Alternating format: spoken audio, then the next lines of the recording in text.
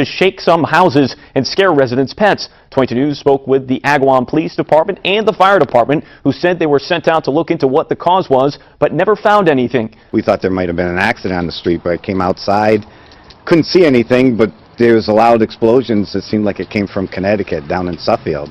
One Suffield police dispatcher told 22 News that her entire house was shaken by the noise, and she is still left wondering what it was.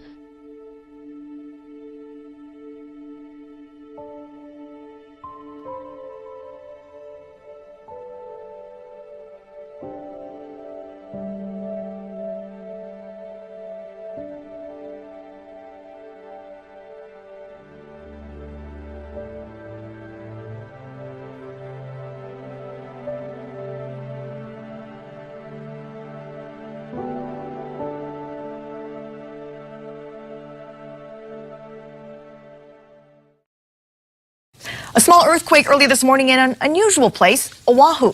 And it comes just days after a series of quakes jolted the state. What's unusual is that these are earthquakes that are occurring in places where we tend not to get a lot of earthquakes. I found out from experts that it's rare to have earthquakes on Oahu, Maui, or Kauai. Up to 20 earthquakes have shaken Arizona in the last week and a half. Even though there were no reports of damage or injuries, this phenomenon is catching some experts' attention.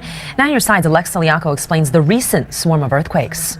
They may not look like this or cause damage like this, but as this map shows, northwest Arizona has been hit by nearly 20 earthquakes, ranging from magnitude 0.7 to magnitude 2.6. This all started March 29th when a 2.3 quake happened just outside of Littlefield. It's unusual for us to see that many earthquakes and continuing over a period like that. That makes about 22 events in that part of our state since late March.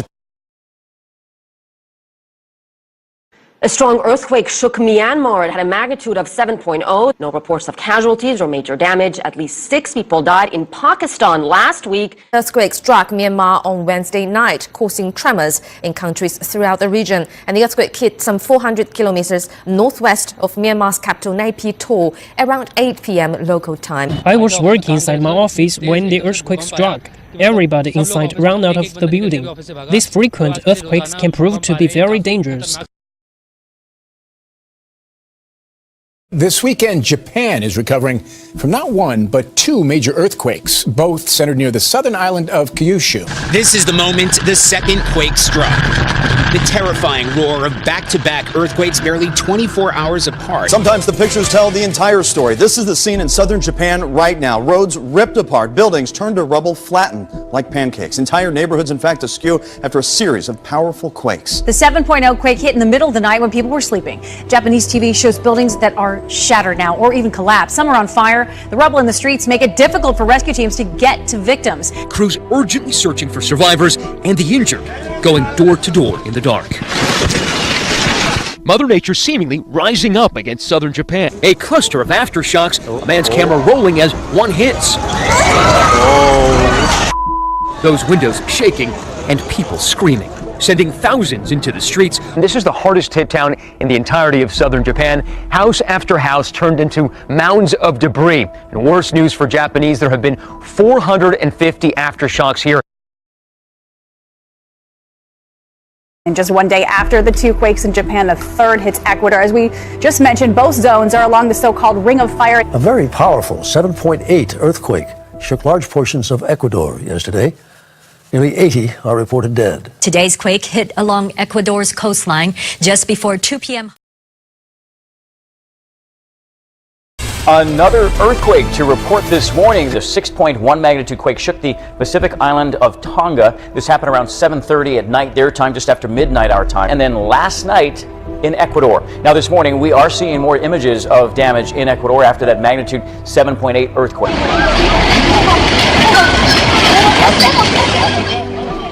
More video coming out of there with showing what happened when that quake rocked the coastal town of Muesne last night, close to 7 o'clock local time there. The quake flattened homes and buckled highways. Since the quake hit, there have been dozens of aftershocks. Ecuador's president has issued a national emergency.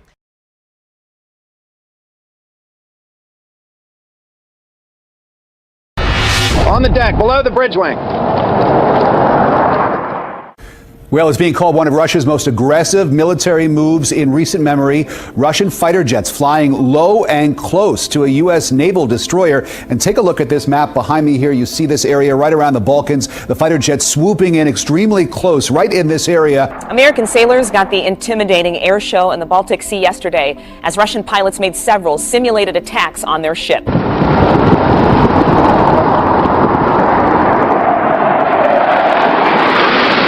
Looks like you may come across the flight deck. Coming in low, bridge wing level.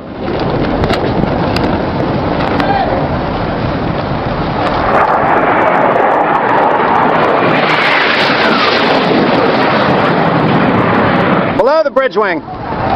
Below the bridge wing.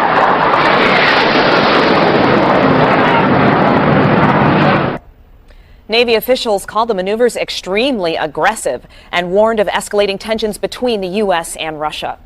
We was unable to find her owners. Had she been microchipped at the time, we might have been able to reunite with her original owners.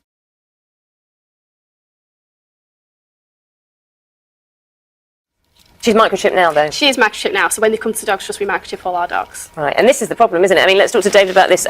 Many people thinking, well, why should I? I haven't done it for so long. It costs, what, £20, £30? Why do I need to bother about this? In 10 days' time, it's going to be the law to do it. But more importantly, what microchipping will be to actually get the dog back to the owner if the dog goes stray or inadvertently gets lost. And I think that's really important because it gives peace of mind to the dog owner that they can find their dog again. Well, what will happen if you don't do this? I mean, yes, you can face a fine, but how are you going to track people who haven't microchipped their dogs? What are they going to be people on the street trying to trace the microchips in dogs? Yes, I mean, as you know, we have dog wardens who are out in every local authority looking for stray dogs. It's their job to pick them up. From the 6th of April 2016, it will be a legal requirement that all dogs are microchipped and the details of the keeper are registered and kept up to date on an approved microchip database. Now, the law changes on Wednesday, the 6th of April, meaning that dogs must be microchipped or pet owners could face a fine of up to £500.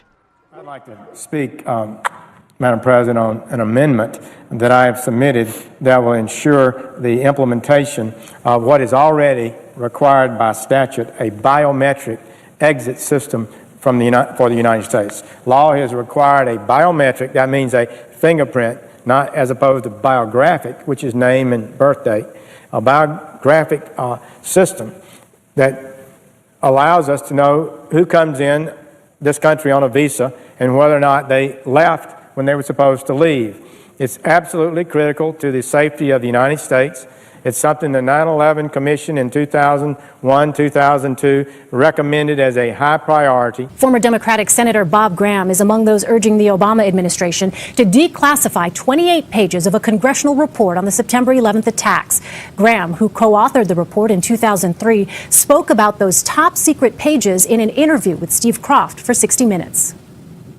So this is your office? Bob Graham won't discuss the classified information in the 28 pages. He will say only that they outline a network of people that he believes supported the hijackers while they were in the U.S. Did you happen to ask the FBI director why it was classified? We did in a general way, and the answer was because we said so and it needs to be classified. Right now, when you come into the United States, you're able to put your hand on a screen. They clock you in biographically, and then when you leave, there's no system that clocks you out. This is done all over America.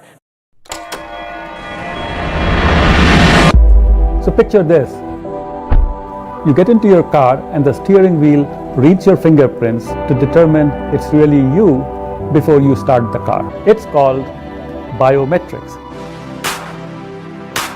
Biometric systems evaluate faces, fingerprints, voice, and even mannerisms and how we walk. The applications for homeland security are tremendous. As more and more surveillance cameras are on watch all over the world, all the identifying information can be sensed and identities revealed and instantly linked to databases safer and more secure. That's the world we are helping to create. That's the world we will have in the future. Storms are rolling again through Texas. Tonight, they are hoping it is not the hail. The hail looked like torpedoes being shot into this backyard pool in Wiley, Texas. Meteorologist Tom Bradshaw. This is really, really unusual. as more than 10,000 people lost power. Why? Why is this happening? Why? It's just incredible. I've never been through anything like this before. Here in Wiley, you could hear the glass shattering as massive hailstones pierced through the windows of this home. Tons of dead sardines clogged the Cowley River in southern Chile. Authorities have started cleaning up, but why the fish died is still a mystery.